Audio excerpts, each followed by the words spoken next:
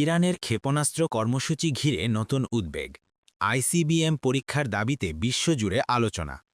নতুন করে মধ্যপ্রাচ্য ও বৈশ্বিক নিরাপত্তা রাজনীতির আলোচনার কেন্দ্রে উঠে এসেছে ইরানের ক্ষেপণাস্ত্র কর্মসূচি। গত বছরের জুনে টানা ১২ দিনের সংঘাতে ইসরায়েলের সঙ্গে উত্তেজনার সময় তেহরানের ক্ষেপণাস্ত্র হামলা ইসরায়েলের আকাশ প্রতিরক্ষা ব্যবস্থার সক্ষমতা নিয়ে প্রশ্ন তোলে। ইরানের দাবি, ওই হামলায় ইসরায়েলের বহুল আলোচিত আকাশ প্রতিরক্ষা ব্যবস্থার অজেয় ভাবমূর্তি ক্ষতিগ্রস্ত হয়েছে। তবে তখনও একটি বিষয় স্পষ্ট ছিল, ইরানের ক্ষেপণাস্ত্র যুক্তরাষ্ট্রের মূল ভূখণ্ডে আঘাত হানার সক্ষমতা রাখে না। সেই বাস্তবতায় ইসরায়েলের পাশে দাঁড়িয়ে তেহরানের বিরুদ্ধে কড়া অবস্থান নেয় ওয়াশিংটন। কিন্তু সাম্প্রতিক এক খবরে পরিস্থিতি বদলাতে পারে বলে নতুন করে আলোচনা ছড়িয়েছে। কিছু আন্তর্জাতিক গণমাধ্যম দাবি করেছে, ইরান সফলভাবে তাদের প্রথম আন্তঃমহাদেশীয় ব্যালিস্টিক ক্ষেপণাস্ত্র আইসিবিএম খোরামশাহ 5 এর পরীক্ষা চালিয়েছে। প্রতিবেদনে বলা হচ্ছে, এই ক্ষেপণাস্ত্রের পাল্লা এতটাই বেশি যে এর মাধ্যমে যুক্তরাষ্ট্রের ৫০টি অঙ্গরাজ্যের যে কোনো স্থানে আঘাত হানা সম্ভব।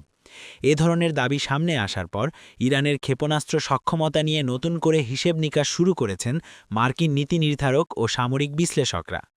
গণমাধ্যমে গত বছরের আগস্টে প্রকাশিত এক প্রতিবেদনে বলা হয়েছিল, তেহরান ১২,০০০ কিলোমিটারেরও বেশি পাল্লার একটি ক্ষেপণাস্ত্র তৈরির কাজ করছে, যার নাম খোরামশাহ 5।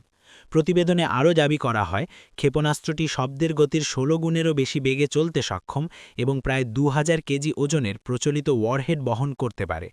এসব তথ্য সত্য হলে তা শুধু মধ্যপ্রাচ্য নয়, গোটা বিশ্বের কৌশলগত নিরাপত্তা ভারসাম্যে বড় পরিবর্তন আনতে পারে বলে মনে করছেন বিশ্লেষকরা।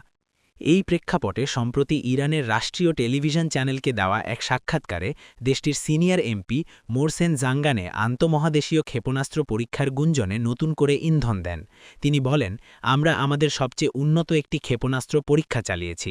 এ ধরনের ক্ষেপণাস্ত্র আমরা আগে কখনো পরীক্ষা করিনি। পরীক্ষাটি সফল হয়েছে।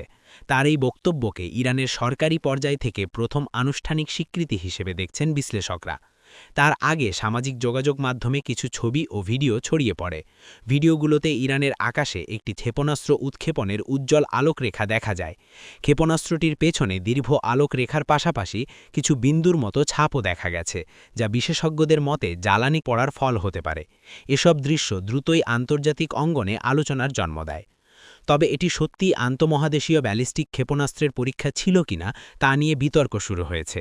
সামরিক বিশ্লেষকদের একাংশ মনে করছেন, ভিডিও ও ছবিগুলো ইরানের এমপির দাবির সঙ্গে সামঞ্জস্যপূর্ণ। অন্যদিকে কেউ কেউ বলছেন, ভিডিওতে ইঞ্জিনের ধোঁয়া উপরের বায়ুমণ্ডলে বা মহাকাশে পৌঁছানোর কোনো স্পষ্ট চিহ্ন দেখা যায়নি। উজ্জ্বল আলোর কারণে অনেক কিছুই অস্পষ্ট থেকে গেছে, যা সন্দেহের অবকাশ তৈরি করেছে।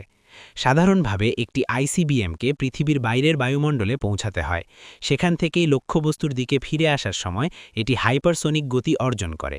আলোচিত এই উৎক্ষেপণে সেই ধরনের সুস্পষ্ট লক্ষণ ধরা না পাওয়ায় প্রশ্ন উঠেছে, ইরান কি আদৌ পূর্ণ সক্ষমতার আইসিবিএম পরীক্ষা করেছে, নাকি এটি ছিল সীমিত পরিসরের একটি ট্রায়াল। তবে ইরানের বিশ্লেষকদের বক্তব্য ভিন্ন। তাদের দাবি, এটি ছিল একটি প্রাথমিক পরীক্ষা। ক্ষেপণাস্ত্রের প্রযুক্তিগত কার্যকারিতা যাচাই করতেই তুলনামূলকভাবে কাছাকাছি দূরত্বের লক্ষ্যবস্তুকে টার্গেট করা হয়েছিল। ভবিষ্যতে আরও বড় পরিসরে পরীক্ষা চালিয়ে এর প্রকৃত সক্ষমতা দেখানো হবে বলেও তারা ইঙ্গিত দেন। বিশ্লেষকদের মতে, খোরামশাহ 5 নিয়ে ইরানের দাবি সত্য হলে তা যুক্তরাষ্ট্র ও তার মিত্রদের জন্য নতুন করে কৌশলগত চ্যালেঞ্জ তৈরি করবে।